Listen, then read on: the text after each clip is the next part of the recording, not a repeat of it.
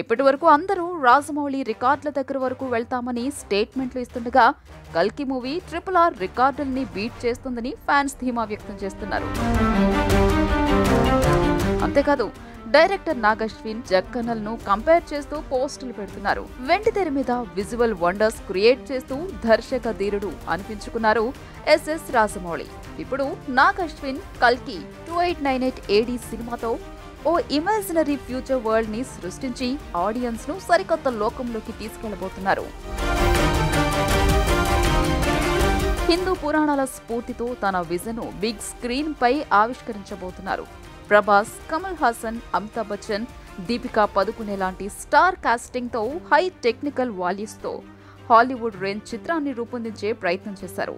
ఇప్పటికే రిలీజ్ అయిన promotional content తో నాగి స్టామినా ఏంటనేది శాంపిల్ గా చూపించారు. ఇద్దరు దర్శకుల సామర్థ్యాల గురించిన చర్చను పక్కన పెడితే కొన్ని విషయాల్లో రాజమౌళి, నాగశ్విన్ల మధ్య కొన్ని తేడాలు కనిపిస్తున్నాయి. జక్కన్న ఎంత కష్టపడి సినిమా తీస్తారో దాన్ని జనాల్లోకి తీసుకెళ్లడానికి అంతే కష్టపడతారు. కాస్త ఆలస్యమైన ప్రీ ప్రొడక్షన్ స్టేజ్ నుంచి అన్ని పర్ఫెక్ట్ గా ప్లాన్ చేసుకుంటారు.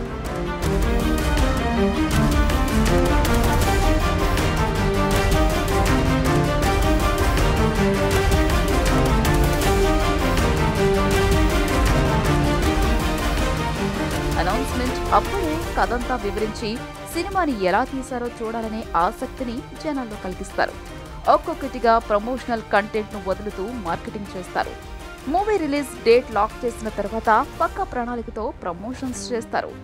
దేశమంతా తిరుగుతూ అన్ని భాషల్లో ఇంటర్వ్యూలు ఇస్తూ సినిమాకి కావలసిన బజ్ తీసుకొస్తారు. ప్రెస్ మీట్లు పెట్టి మీడియాలో, సోషల్ మీడియాలో అందరూ తన మూవీ గురించే మాట్లాడుకునేలా చేస్తారు. ఇక్కడ కల్కి 2898 AD సినిమా విషయంలో నాగశ్విన్ కూడా ఇదే స్ట్రాటజీ ఫాలో అయ్యారు. ప్రీ ప్రొడక్షన్ కోసమే చాలా టైం కేటాయించారు.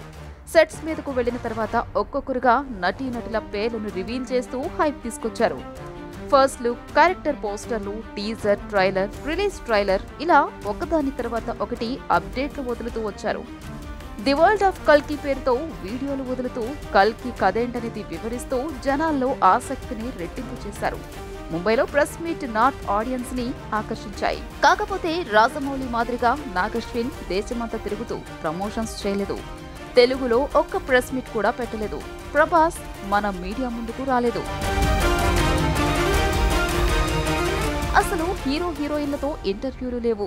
తెలుగు రాష్ట్రాల్లో ఒక్కటంటే ఒక్క ప్రమోషన్ ఈవెంట్ కూడా నిర్వహించలేదు. తమిళ, మలయాళ, కన్నడ భాషల సంగతి ప్రత్యేకంగా చెప్పక్కర్లేదు. అయినా సరే ఇప్పుడు ఎక్కడ చూసినా కల్కి సినిమా గురించే చర్చ జరుగుతోంది. అడ్వాన్స్ బుకింగ్స్ లో ఈ మూవీ ప్రభంజనం సృష్టిస్తోంది.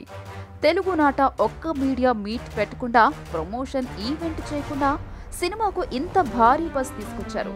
ఇవేమీ చేయకుండానే కల్కి సినిమా గురించి మాట్లాడుకునేలా చేశారంటే ఈ విషయంలో రాజమౌళి కంటే నాగశ్విన్ చాలా గ్రేట్ అని నెటిజన్లు సోషల్ మీడియాలో కమెంట్స్ చేస్తున్నారు.